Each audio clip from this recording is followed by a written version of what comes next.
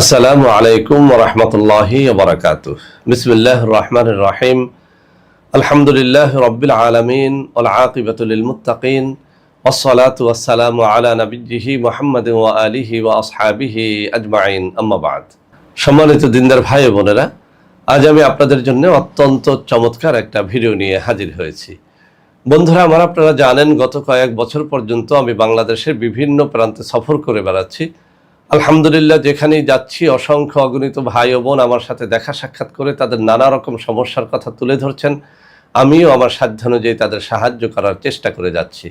বন্ধুরা আমার, আল্লাহ রাব্বুল আলামিনের কাছে প্রার্থনা করি আল্লাহ রাব্বুল আলামিন যেন আমাকে আমৃত্যু মানুষের খেদমতে নিয়োজিত রাখেন, আমিন। বন্ধুরা আমার, আমরা যখন বিভিন্ন এলাকায় সফরে বের হই তখন নানা মানুষ নানা রকম কষ্টের কথা আমাদের সাথে শেয়ার করে থাকেন। ইদানিং কিছু ভাই ও বোন আমার সাথে দেখা সাক্ষাৎ করে তাদের জীবনে কিছু অত্যাচারী, নিপীড়নকারী, অত্যন্ত জটিল ও কঠিন শত্রুর ব্যাপারে সহিহ হাদিস অথবা কুরআনুল কারীম থেকে একখানা ভালো আমল চেয়েছেন। বন্ধুরা আমার, ওই সমস্ত ভাই ও বোনদেরকে অত্যন্ত অভিনন্দন যারা আসলে আমার কাছে সহিহ হাদিস এবং কোরআনের আমল শুনতে চান। আসলে আমরা এমন একটা যুগে বসবাস করি, ইউটিউব খুললেই নানা রকমের আমল আমরা পেয়ে যাই, কিন্তু এর মধ্যে কত পার্সেন্ট যে সহিহ এটা নিয়ে আসলে অনেক সন্দেহের অবকাশ রয়েছে। তো বন্ধুরা আমার, আজকে আমি পবিত্র কুরআনুল কারীম থেকে ছোট্ট একটা সূরার আমল শেখাবো, যে আমলটি অত্যন্ত অত্যন্ত পরীক্ষিত। আমি আবারও বলছি, যে আমলটি অত্যন্ত অত্যন্ত পরীক্ষিত। আমি এই আমলটি যত মানুষকে দিয়েছি, যত ভাই বোনকে দিয়েছি, আলহামদুলিল্লাহ সবাই বলেছেন যে স্যার, আপনার এই আমলের মাধ্যমে অত্যন্ত বড় মাপের শত্রুকেও ধ্বংস করতে সক্ষম হয়েছি। বহু শত্রুর হাত থেকে, নিপীড়নের হাত থেকে আমরা বেঁচে গেছি আলহামদুলিল্লাহ। তো বন্ধুরা আমার, একটা অনুরোধ করব, যারা এই আমলটি করতে চান তারা যেন কোনো নর্মাল শত্রুর জন্য আমলটি না করেন। আপনার জীবনে যদি এমন কোনো শত্রু থেকে থাকে যে আপনার জীবনটাকে বরবাদ করে দিয়েছে, আপনার সন্তানাদের জীবনটাকে বরবাদ করে দিয়েছে, আপনার ফ্যামিলি এখন অস্থির হয়ে গেছে, কোনোভাবেই ওই শত্রুর হাত থেকে রক্ষা পাওয়া ছাড়া আপনার কোনো পথ নেই, তাহলেই কেবল এই আমলটি আপনারা যেন করেন। তার আগে যেন কেউ এই আমলটি না করেন। বন্ধুরা আমার, আমরা একটা ঘটনা সবাই জানি। আল্লাহ রসুল সাল্লাল্লাহু আলাইহি ওয়াসাল্লামের উপরে কোনো একটা সময় কিছুদিনের জন্য ওহী নাজিল বন্ধ হয়ে গিয়েছিল। ওই সময়টাতে আরবের মুশরিক, কাফির এবং মুনাফিকরা আল্লাহ রসুল সাল্লাল্লাহু আলাইহি ওয়াসাল্লামের উপরে নানা রকমের অপবাদ দেওয়া শুরু করলো। মুসলিমদের উপরে নানা রকমের অপবাদ দেওয়া শুরু করলো। এমনকি তারা মুসলিমদের উপরে নিপীড়ন, অত্যাচারটাও বাড়িয়ে দিয়েছিল। তারা বলাবলি শুরু করলো যে আল্লাহ রসুল সাল্লাল্লাহু আলাইহি ওয়াসাল্লামের উপরে আসলে আল্লাহর কোনো ওহী নাজিল হচ্ছিল না। এতদিন তোমরা যা দেখেছো সেটা হচ্ছে শয়তানের প্রভাব। একটা শয়তান মুহাম্মাদের উপরে ভর করেছিল। ওই শয়তান যখন যা শিখিয়ে দিত তাই মুহাম্মদ আমাদের মধ্যে বলে বেড়াতো। নাউযুবিল্লাহি মিন যালিক। তো বন্ধুরা আমার, এটি ছিল আল্লাহ রসুল সাল্লাল্লাহু আলাইহি ওয়াসাল্লামের উপরে আল্লাহ রাব্বুল আলামিনের একটা পরীক্ষা। এই পরীক্ষায় আল্লাহ রসুল সাল্লাল্লাহু আলাইহি ওয়াসাল্লাম অত্যন্ত ধৈর্যের সাথে উত্তীর্ণ হয়েছিলেন। সুবহানাল্লাহি ওয়া বিহামদিহি সুবহানাল্লাহিল আযীম। আসলে প্রত্যেক যুগেই আল্লাহ নবীদের উপরে বিভিন্ন রকমের পরীক্ষা আল্লাহ রাব্বুল আলামিন দিয়েছেন, তবে মুহাম্মদুর রাসূলুল্লাহ সাল্লাল্লাহু আলাইহি ওয়াসাল্লামের উপরে সবথেকে কঠিন পরীক্ষা তিনি দিয়েছিলেন। তো যাই হোক, যখন আল্লাহ রসুল সাল্লাল্লাহু আলাইহি ওয়াসাল্লামের উপরে সূরাতুদ দুহা নাজিল হলো, তখন মূলত মুসলিম সমাজে একটা ঈদ হয়ে গেল। আল্লাহ রসুল সাল্লাল্লাহু আলাইহি ওয়াসাল্লামের সেই চিন্তিত বদনখানি নূরে নূরান্বিত হয়ে গেল। আল্লাহ রাব্বুল আলামিন সূরাতুদ দুহা নাজিল করে প্রথম আয়াতের মধ্যেই ঘোষণা করলেন, হে মুহাম্মদুর রাসূলুল্লাহ সাল্লাল্লাহু আলাইহি ওয়াসাল্লাম, মধ্যদিনের শপথ করে বলছি যখন তা আলোকময় হয়ে যায়, এবং ওই রাতের শপথ করে বলছি যখন তা গভীর হয়ে যায়, আপনার প্রতিপালক আপনাকে পরিত্যাগ করেন নাই। সুবহানাল্লাহি ওয়া বিহামদিহি সুবহানাল্লাহিল আযীম। তো বন্ধুরা আমার, মূলত আল্লাহ রাব্বুল আলামিনের কোনো শপথ করে আল্লাহ রসুলের উপরে কোনো কথা বলার কোনো দরকারই পড়ে না। তারপরও আল্লাহ রসুল সাল্লাল্লাহু আলাইহি ওয়াসাল্লাম যেহেতু কিছুদিনের জন্য একটু চিন্তিত হয়ে গিয়েছিলেন, তাকে সান্ত্বনা দিয়ে আল্লাহ রাব্বুল আলামিন সূরাতুদ দুহা নাজিল করলেন। সুবহানাল্লাহি বিহামদিহি সুবহানাল্লাহিল আযীম। তো বন্ধুরা আমার, এই ঘটনা থেকেই কিন্তু সূরাতুদ দুহার একটা আলাদা মর্যাদা রয়েছে। বিশেষ করে মুসলিম সমাজে যারা অন্তত চিন্তিত হয়ে পড়েন, তারা যদি সূরাতুদ দুহার যে কোনো একটা আমল করেন, ইনশাআল্লাহ তাদের চিন্তা দূর হয়ে যায়। তো বন্ধুরা আমার, সূরাতুদ দুহা যেভাবে আরবের মুশরিক, কাফের, মুনাফিকদের মুখে চুনকালি মেখে দিয়েছিল, এই সূরাতুদ দুহার আমল শত্রুর মুখেও সেভাবে চুনকালি মেখে দেয়, অর্থাৎ এটির মাধ্যমে শত্রু হালাক হয়, ধ্বংস হয়, শত্রুর অত্যাচার নিপীড়নের হাত থেকে আল্লাহ রাব্বুল আলামিন আমাদেরকে হেফাজত করেন। তো বন্ধুরা আমার, সূরাতুদ দুহার আমল বিভিন্ন কাজের জন্য করা হয়ে থাকে। আজকে আমি শুধু সূরাতুদ দুহা কিভাবে শত্রু দমনের জন্য, শত্রু হালাকের জন্য, শত্রুর নিপীড়নের হাত থেকে বাঁচার জন্য করবেন, আমি সেই পদ্ধতিটা শুধুমাত্র শিখিয়ে দেব। বন্ধুরা আমার, এই অংশটুকু খুব মনোযোগের সাথে শোনার চেষ্টা করবেন। যদি আপনি মনোযোগের সাথে না শোনেন তাহলে আপনার আমলে হয়তো ভুল হয়ে যাবে, আর যখন ভুল হবে তখন হয়তো আপনি আমলের দ্বারা সঠিক ফলটা পাবেন না। আরও একটা কথা আমি আপনাদেরকে স্মরণ করিয়ে দিতে চাই, পবিত্র কোরআনুল কারীম থেকে কোনো একটা সূরার আমল যখন আপনি করবেন, সেটা যে উদ্দেশ্যে হোক না কেন, আপনি অবশ্যই আপনার দেহ, মন, মুখ সবকিছু পবিত্র রাখার চেষ্টা করবেন। অবশ্যই আপনি 5 ওয়াক্ত নামাজ জামাতের সাথে আদায় করার চেষ্টা করবেন, রোজা রাখার চেষ্টা করবেন, ভোর রাত্রে তাহাজ্জুদ পড়ার চেষ্টা করবেন। বিশেষ করে এই শত্রু দমনের এই সূরাতুদ দুহার আমলটিও যারা করতে চান, তারা অন্তত তাহাজ্জুদ গুজার যেন হন, 5 ওয়াক্ত নামাজি যেন হন, মাঝে মধ্যে নফল রোজা রাখার অভ্যাসটা যেন করেন। কেননা আপনি একটা মহা মুসিবত থেকে আশ্রয়ের জন্য আল্লাহ রাব্বুল আলামিনের একটা সূরা পাঠ করতেছেন, একটা সূরার আমল করতেছেন।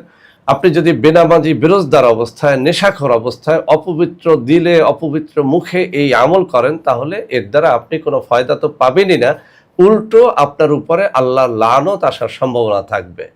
তো বন্ধুরা আমার, কথা না বাড়িয়ে আমি আমলটার পদ্ধতিটা শিখিয়ে দিচ্ছি।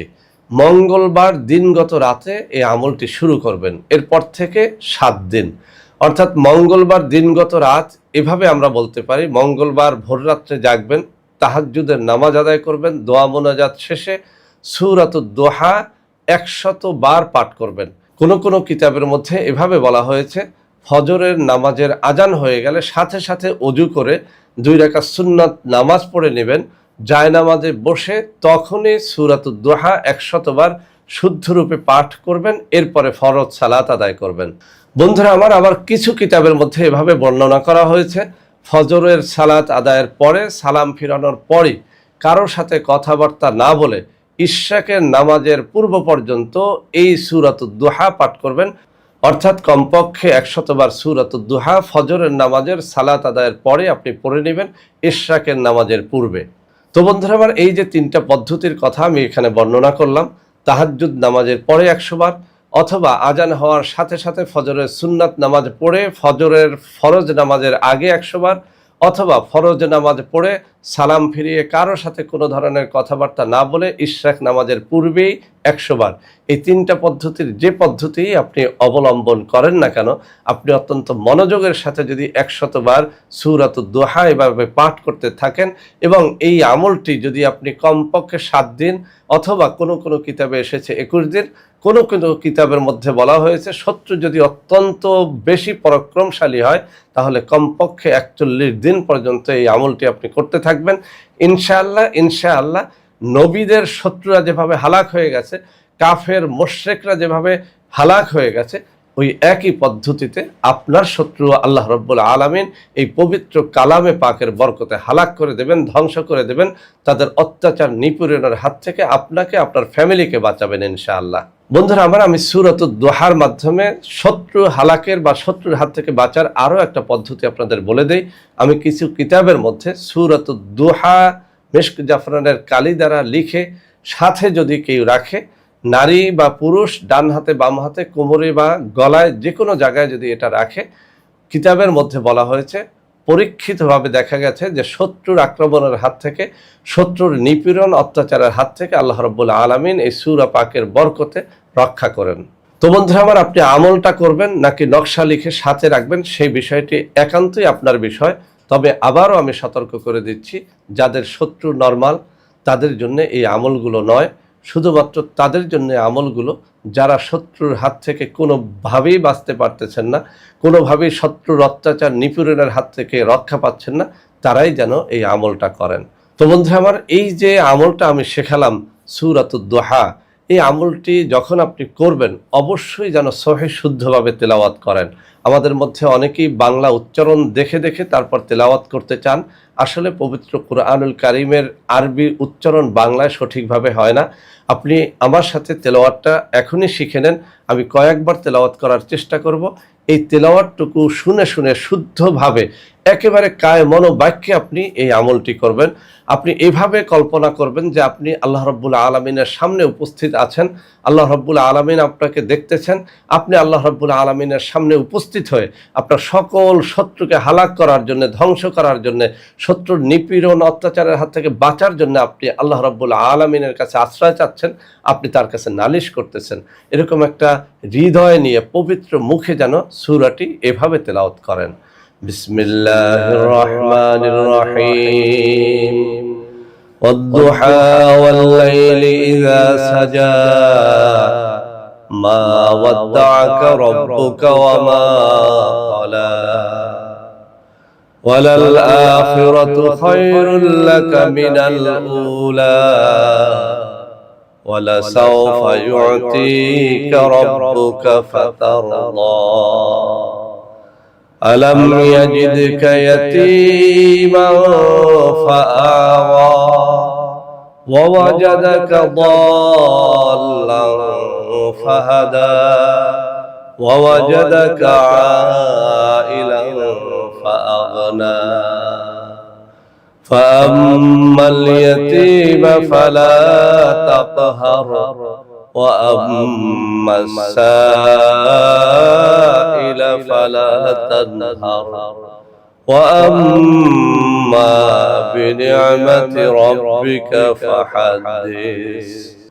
তো বন্ধুরা আমার, এখানে বাংলা অর্থ সহ আমি উচ্চারণটাও দিয়ে দিব, যাতে করে আপনারা অত্যন্ত মনোযোগের সাথে এই তেলাওয়াতটুকু শুনে শুনে তারপরে আমলটা করতে পারেন।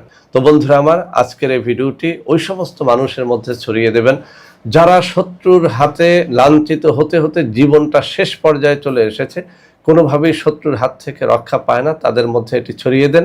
ভিডিওটি ভালো লাগলে লাইক করবেন, কমেন্ট করবেন, শেয়ার করবেন। আমাদের প্রত্যেকটা চ্যানেলকে ভালোবেসে সাবস্ক্রাইব করবেন। আল্লাহ হাফেজ। আসসালামু আলাইকুম ওয়া রাহমাতুল্লাহি ওয়া বারাকাতুহু।